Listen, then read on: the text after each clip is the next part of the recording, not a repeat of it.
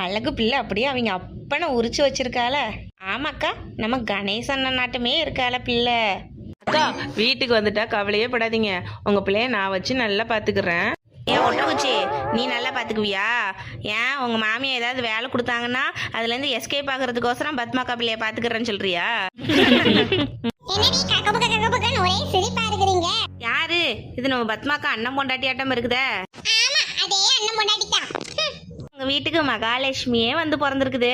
என்ன கஷ்டம் இனிமேல் உங்களுக்கு? என்னது மகாலட்சுமியா? மகாலட்சுமி மண்ணாங்கட்டி லட்சுமி. என்னக்கா இப்படி சொல்றீங்க?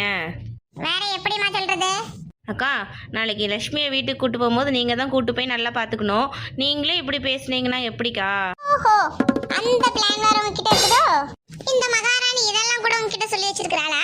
நாங்க தான் கூட்டு போகணும்னு.